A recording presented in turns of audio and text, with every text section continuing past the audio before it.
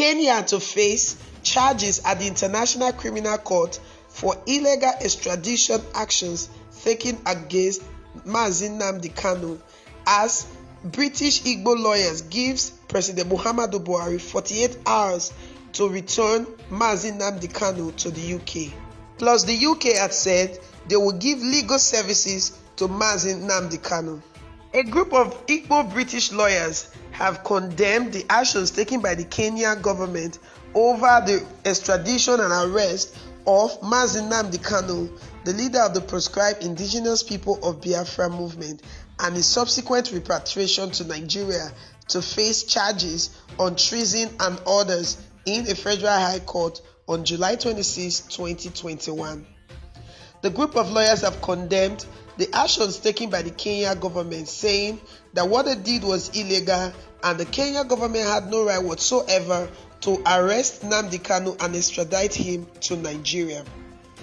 While Abubakar Salami, the Minister for Justice and the Attorney General of the Federation, refused to tell Nigerians where Nnamdi Kanu was arrested, there were speculations that he was arrested in the UK, but the British High Commission came out to deny the fact that they extradited Nnamdi Kanu to Nigeria. Rather, Nnamdi Kanu's younger brother and Rino Omokri, former AD to the former president of Nigeria, revealed that Nnamdi Kanu was actually arrested in Kenya.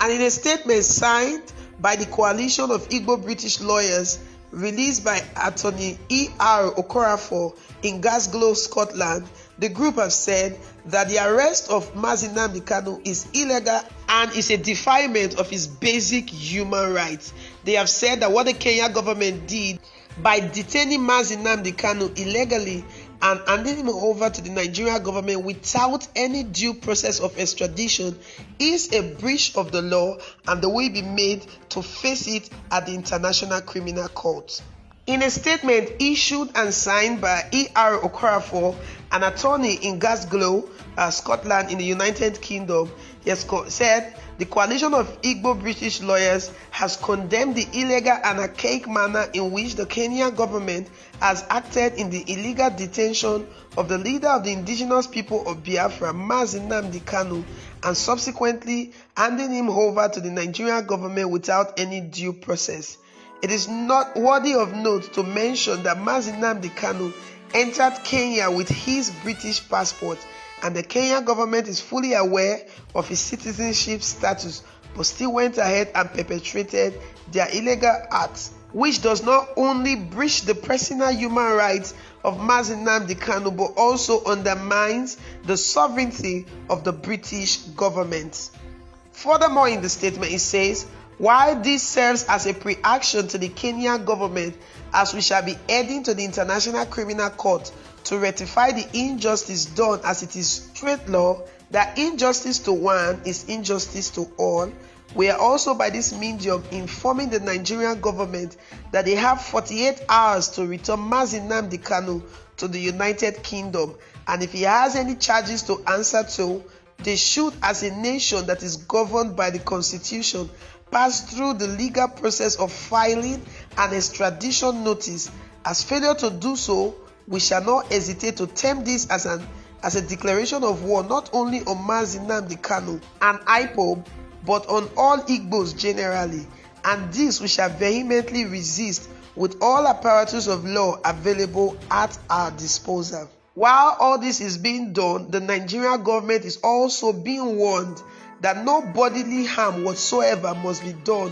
to Nnamdi Kanu to avoid a total breakdown of law and order in the fast crumbling entity called Nigeria. Attorney E.R. Okorafor, Glasgow, United Kingdom, 30th of June 2021.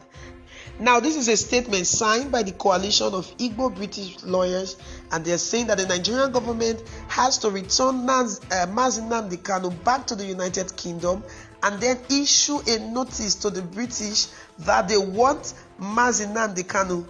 to be extradited back to Nigeria in a legal process which the British will take into consideration and personally hand over Nnamdi Kanu to them. Meanwhile, in other news, the British High Commissioner said they are going to reach out to the Nigerian government to find out ways that they can help in the Nnamdi Kanu's case, which he has with the Nigerian government, stating that they intend to stand for him as his legal aid or as his legal team. Although there is a British law that states that when someone is a dual citizen, meaning you are both of British or any other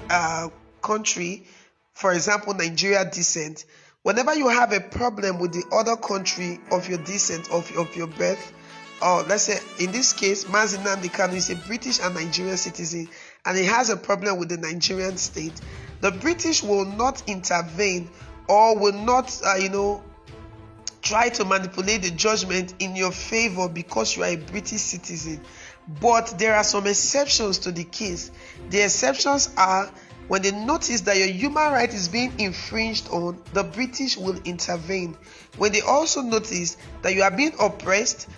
you are not being granted the right to a lawyer, or you are not allowed full representation at the court, the British have said in this exception, they will be made to represent such a person in court. And this is what the British High Commissioner said they are going to do, that they want to be part of the legal team of Nnamdi Kanu to ensure that the Nigerian government does not trample on his basic human right whilst trying him in court come July 26, 2021. They also said that no harm should come to Nnamdi Kanu because there are speculations all over that the security agencies may want to,